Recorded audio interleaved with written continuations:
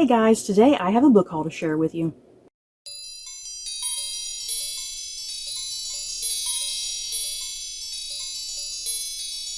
So let's get right into this book haul. I have 20 books to share with you guys. A few of these books I have actually read for once. Shocking. It's kind of nice to do a book haul, and I do have some books that I've read. And again, as a disclaimer, I can only upload so many videos a month. I have to kind of pick and choose what I want to upload a month. And yeah, book hauls, I am super behind on book hauls to the point that these books that you're going to see in this particular book haul, I think some of them at this point are like 2 years old. That is how far behind on book hauls I am. And I guess too, I just purchased too many books as well. And I like doing these videos and like controlling the amount of books I put in per video because they take a long time and I hate sitting down and editing for a long time. But yeah, you guys, I have 20 books here that I want to haul for you guys. Let me know if you guys have read any of these books and which of these I should read sooner rather than later. Okay, I about just broke my back trying to lift these books. If you can't tell, I'm a little bit out of breath just trying to pick these books up. I need to exercise. I need to go to the gym.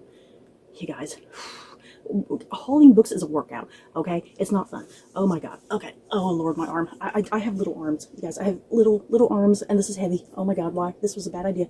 A bad idea, you guys. Okay, let's get through this in one go here. Okay, let's start here. Okay. Oh my god, this is heavy, you guys. Oh my god. And let's just keep this rolling just in case they just completely fall and collapse everywhere, okay? I have 7 books here, 7 out of the 20 books that I'm hauling, so this should go pretty well, I suppose. I have 7 books here that are all part of the, what is this called? That are part of the Lore Olympus graphic novel series by Rachel Smith. And I say that this is a graphic novel series, but it's actually part of a webtoon. I didn't know these were part of like a webtoon series, but yeah, they were turned into, book formats, which is nice. But yeah, I have the first 7 volumes in the webtoon series, aka the graphic novel series, I suppose. And here's the thing, I have hauled a couple of these books in the past, especially if I happen to get any of these like for a Christmas book haul, because obviously I do my Christmas book hauls, either in December or in January. So some of these I have already hauled technically, but like totally out of order, so I'm going to use this opportunity in this video to just go ahead and haul all 7 that I currently have, just for my own peace of mind. And this series is still going, you guys. There's definitely 2 more volumes coming out, because I think there's like 2 more volumes coming out in 2025 alone, which is crazy. It's like, how long is this series? Because look, they're already pretty huge. There's a lot going on in this series. Okay, so let me put this down because I'm about to die. Okay. Whew, you guys, seriously, I am totally out of breath. This is terrible. Just holding those books, I am that out of breath. I am out of shape. My god. You think, standing on my feet for about 6 to 7 hours at work, you think this would help, but no. But anyway, like I said, I'm just gonna show the covers for all 7 of these books really quickly. This is the cover for the very first book. I love the color design on these books. They all tend to have like this pink and blue coloring to it. It's just really vibrant and colorful. I just really love it. And yeah, if you have no idea what this series is about, I haven't even got around to what this series is about. It's supposed to be like this reimaginative retelling of like the story of Hades and Persephone, and that's kind of as far as my knowledge of the series goes. So I'm just going to read the very first book. I'm just going to read some of the back here really quickly, just to kind of give you guys a little bit of a better idea. Scandalous gossip, wild parties, and forbidden love. Witness what the gods do after dark in this stylish and contemporary reimagining of one of mythology's best-known stories. Persephone, young goddess of spring, is new to Olympus. Her mother, Demeter, has raised her in the mortal realm. But after Persephone promises to train as a sacred virgin, she's allowed to live in the fast-moving, glamorous world of the gods. When her roommate, Artemis, takes her to a party, her entire life changes. She ends up meeting Hades, girl, and feels an immediate spark with the charming yet misunderstood ruler of the underworld. Now, Persephone must navigate the confusing politics and relationships that rule Olympus, while also figuring out her own place and her own power. So, yeah, you could definitely see kind of the imaginative retelling aspect of this, because it's not taking place in, like, ancient times, it sounds like. It sounds like there is more of a modern spin to it, like if the Greek gods were in our real world, almost, you know? So, yeah, this is book 1, or volume 1, I should say. Volume 2, with Hades and Persephone here on the cover. Volume 3. Volume 4, which I think if I had to pick a favorite cover, I seriously really like this one the best. There's just something really, I don't know, just about the design that really kind of compels me. Volume 5, Volume 6, and the latest one, Volume 7. Like I said, there is definitely 2 more coming out this year alone, according to Goodreads. Good Lord. I just don't know when I should start reading the series, because it's a pretty lengthy series, and it's like I would like to consume it all in one go. So I'm not quite sure when I should attempt to even start this. Moving on, let's keep rolling with the graphic novels. I have this one right here. This is The Vision, the complete collection by... There's just last names listed down here that don't help me. Who wrote this? Tom King. Tom King is the writer of this, and I actually got this sometime way back when over on Disney Plus, when that season of WandaVision aired. I got this book sometime about that time, I feel like. Again, that's how far behind I am on book hauls, you guys.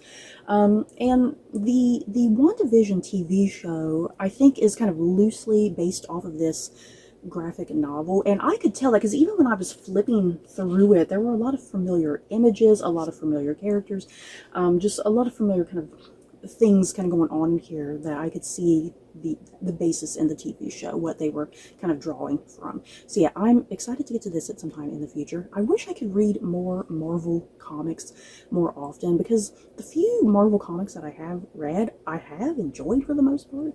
Next up, I have this middle grade book right here, and this is When You Trap a Tiger by Tay Keller. And this was like something that was like a monthly favorite that Barnes & Noble had, and I was like, if Barnes & Noble likes it, maybe I will too. I'll get it.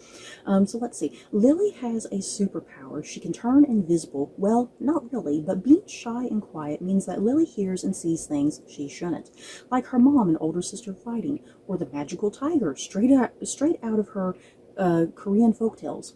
Long ago, Lily's grandmother stole something from the tigers, and now they want it back. The deal seems almost too good to be true. Return what our grandmother stole in exchange for Halmoni's health. I'm not sure what a Halmoni is. I'll have to look that up when I get to it. With the help of her sister and her new friend Ricky, Lily is determined to save her grandmother. She just needs to find her voice and a new superpower, the courage to face a tiger. Yes, and I love the cover design on this too, with this tiger. Next up, The Pale Blue Eye by Louis Bayard. And if you can't tell, it says coming soon to Netflix. I purchased this immediately after I watched the movie on Netflix. This movie of the same name, it's an Edgar Allan Poe story in a sense. I'll read the synopsis here in a bit. And yeah, the movie starred Christian Bale and Harry Melling, Gillian Anderson. It had a really great cast. So yeah, The Pale Blue Eye. At West Point Academy in 1830, the calm of an October evening is shattered by the discovery of a young cadet's body swinging from a rope. The next morning, an even greater horror comes to light. Someone has removed the dead man's heart. Augustus Landor, who acquired some renown in his years as a New York City police detective, is called in to discreetly investigate. It's a baffling case Landor must pursue in secret, for the scandal could do irreparable damage to the fledgling institution. But he finds help from an unexpected ally, a moody young cadet with a penchant for drink, 2 volumes of poetry to his name, and a murky past that changes from telling to telling. The strange and haunted Southern poet for whom Landor develops a fatherly affection is named Edgar Allan Poe. And yeah, this is historical fiction, obviously. Edgar Allan Poe was a West Point Academy cadet about this time period, so there is some historical truth to that. But yeah, Louis Bayard is definitely kind of, going a little bit more extreme of like what Poe got up to during his academy years, yeah, like I said, this Netflix movie, I personally really loved this movie, and like I said, as soon as this movie came out and I watched it, I immediately went out and got this book, so I can't wait to get to this. Next up, Lady Chatterley's Lover by D.H. Lawrence, and this is another book that Netflix made a movie out of, and because Emma Corrin was starring in the lead role of Lady Chatterley. I watched that movie. I loved it. I went out and was like, let me go get this book. This is considered a classic, and what I know about this book is that way back in the day when it was first published, this caused quite the scandal because just the way this book is, from what I know, there's some pretty sexy scenes, some pretty sexy moments, some just things going on in this book that to a modern audience, we would laugh, it's fine, it's normal, but to an audience way back when this was first published, like I said, this would be some scandalous stuff that they would be like, oh, no, ooh, they would be really prudish about it. So yeah, there's no plot synopsis on here, so I'm going off what I remember from the movie, you guys. This follows a woman, a wealthy woman. Her husband gets injured. I think he gets injured like during World War One, if I'm not mistaken. I can't remember if it's World War One or World War Two, but he gets injured, and the thing is, they need an heir to take over the estate. And he kind of initially gives his blessing over that. If she needs to, fool around with somebody else to produce an heir, he'll be okay with it. But you know how that's gonna go, obviously. So she does. She finds herself attracted to I think he's a gardener, I want to say. She finds herself attracted to their gardener. They hook up, and yeah, her husband, even though he gave her permission initially, now there's some jealousy brewing. What did the guy expect? So, like I said, I believe that is the plot of what happens in this book, from what I remember of the movie that came out on Netflix. So yeah, I can't wait to get to this. I'm like I said, this was considered scandalous back in the day. I have a feeling I'm going to read this and be like, what's so scandalous about it? So can't wait. Next up, Winterland by Ray Meadows. Soviet Union, 1973. There is perhaps no greater honor for a young girl than to be chosen for the famed USSR gymnastics program. When 8-year-old Anya is selected, her family is thrilled. What is left of her family, that is. Years ago, her mother disappeared without a trace, leaving Anya's father devastated and their lives dark and quiet in the bitter cold of Siberia. Anya's only confidant is her neighbor, an older woman who survived unspeakable horrors during her 10 years imprisoned in a gulag camp, and who, unbeknownst to Anya, was also her mother's confidant and might hold the key to her disappearance. As Anya rises through the ranks of competitive gymnastics and as other girls fall from grace, she soon comes to realize that there is very little margin of error for anyone and so much to lose. Yeah, I definitely was hooked from the get-go with this book because, yeah, it taken place in the Soviet Union in the 1970s. Yeah, following a young girl, part of the Russian gymnastics team. I love that sort of thing. I've said before, like at the Olympics, my favorite sports at the Olympics, like during the Winter Olympics, I love the figure skating, the ice skating, and then during the Summer Olympics, I love the gymnastics. So yeah, I was definitely pretty intrigued with this having to do with gymnastics. Definitely cannot wait to get to this. Yes, you guys, I did read and purchase Prince Harry's book, Spare. This is one of the few books in this haul that I have read and reviewed. I did a review on Goodreads. I did a video review here on my channel. I definitely had some thoughts and feelings, some conflicted feelings. Yeah, let's put it this way. This was pretty interesting. It was interesting. I wasn't bored. I didn't find it boring. It was definitely interesting and entertaining in its own way. It definitely left me with some thoughts, I shall say. I, I just don't know how to feel about Prince Harry at the end of the day, to be quite honest, because there's a part of me I like him, but a part of me I'm just really irritated, and it's like enough is enough, dude. But yeah, like I said, I have read this book. I did like it for the most part. Next up, The Stardust Thief by Chelsea Abdullah. I hope this is how it's pronounced. I know recently the second book in this series was very recently published, so I'll have to get that at some point. I think I'm going to wait until it comes out in paperback, because I already have this paperback copy of the very first book. So yeah, what is this book about? Loli al-Nazari is the Midnight Merchant, a criminal who, with the help of her jinn bodyguard, hunts and sells illegal magic. When she saves the life of a cowardly prince, she draws the attention of his powerful father, the Sultan, who blackmails her into finding an ancient lamp.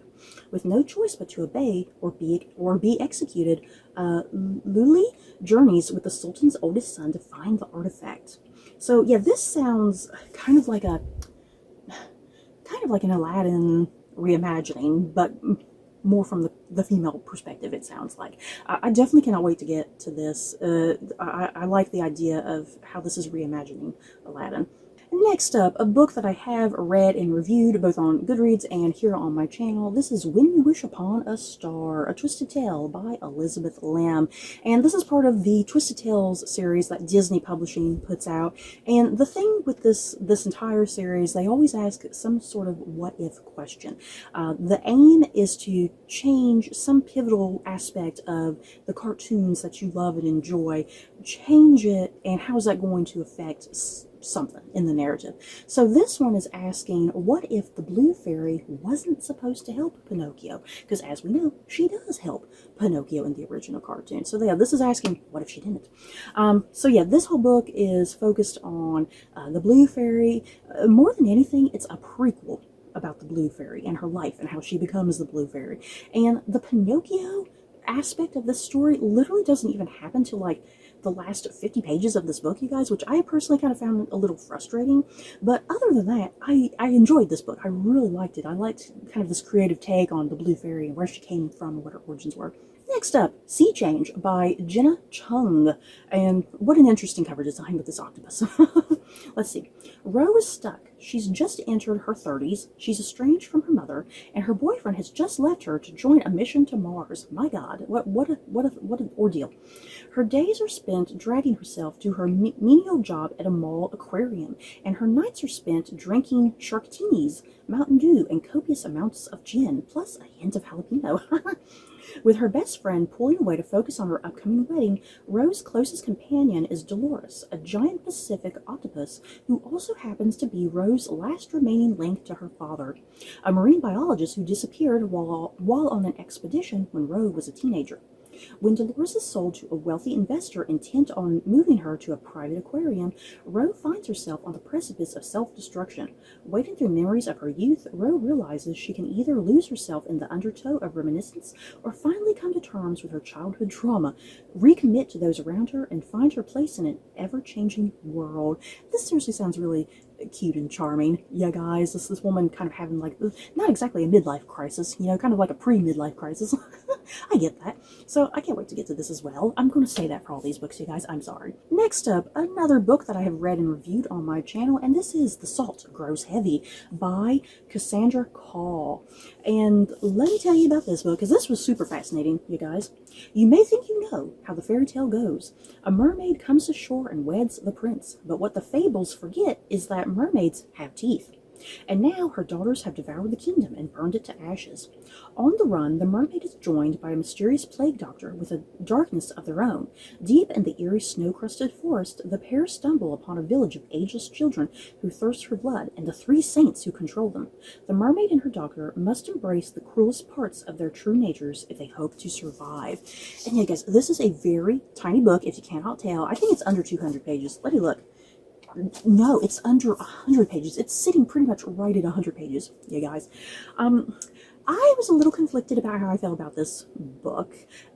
I liked the creativity of this book and the originality and kind of its own sick, twisted reimagining of The Little Mermaid to some extent.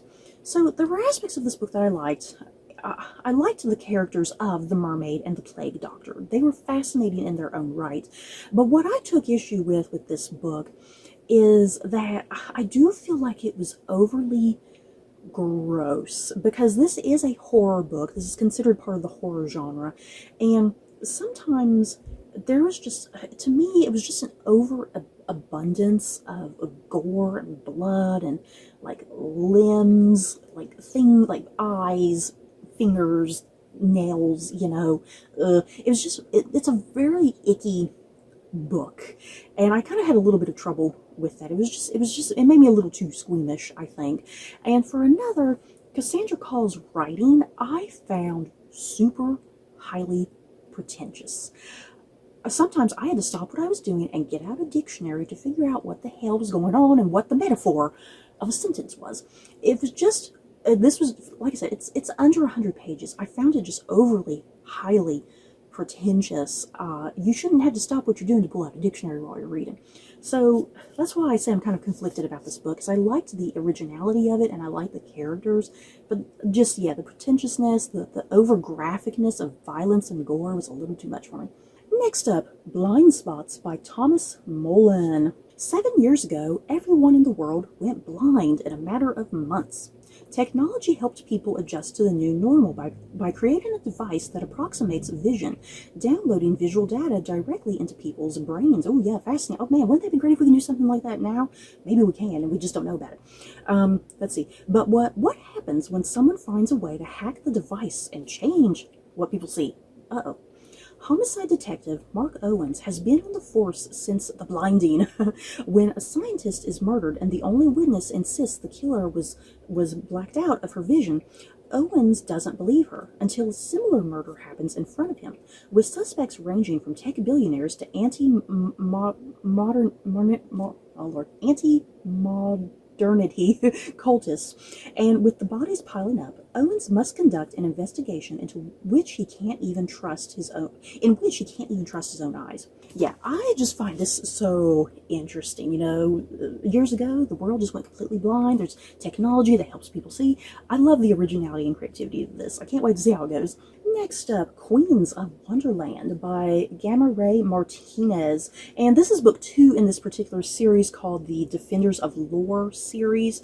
And so far, there's only been 2 books in the series released. I don't know if there's going to be a third, possibly. I always keep updating this author's Goodreads page to see if there's a third book in the series. But yeah, I've never seen another one. I have previously hauled the first book in this series. The first book was called Gods of Neverland, and that kind of had a bit of like a Peter Pan retelling to it, and this one looks like it's going to have like an Alice in Wonderland aspect to it. And I was going to read the plot synopsis of this to give you guys a better idea of what the series is about, but this looks like it's spoiling some elements that happen in the very first book, so I'm not going to sit and read this synopsis. But yeah, like I said, this duology, if that's what it is, this duology is like reimaginative retellings of fairy tales. Like I said, the very first book had something to do with Peter Pan. This one seems to have something to do with Alice in Wonderland. I definitely can't wait to get to this, because it seems like there's a darker take to those worlds. And the last book in this haul is Atalanta by Jennifer Saint. And I have some complicated feelings for Jennifer Saint, because her very first book, Ariadne, I loved Ariadne. And then her second book, Electra, I had some problems with that book. So I got this third book, and I'm going to see how it goes. Because if I end up not liking this, Jennifer Saint might be an author I steer clear from. We shall see. When Princess Atalanta is born, a daughter rather than the son her parents hoped for, she is left on a mountainside to die. But even then, she is a survivor. Raised by a mother bear under the protective eye of the goddess Artemis, Atalanta grows up wild and free with just one condition. If she marries, Artemis warns it will be her undoing. Although she loves her beautiful forest home, Atalanta yearns for adventure. When Artemis offers her the chance to fight in her her name alongside the Argonauts, the fiercest band of warriors the world has ever seen, Atalanta seizes it.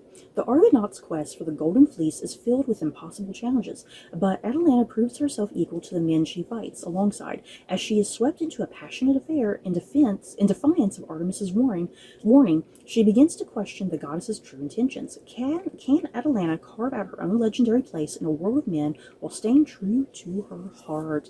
So yeah, this is like a Greek mythology retelling. I am familiar with, Jason and the Argonauts, the Golden Fleece. I'm familiar with that. But yeah, Atalanta as a character, I am not familiar with her at all. I don't think. Unless I am, I just don't remember. So I'm curious how this is going to go. I feel like I can go into this and not be like spoiled from Greek mythology totally. So you guys, that is it for this latest book haul. In the comments below, have you guys read any of these books? Did you like them? Did you hate them? What should I read sooner rather than later? Just let me know. So that's it for this video. Don't forget to like, comment, and subscribe. And if you like this video, you may like these other videos. Bye guys.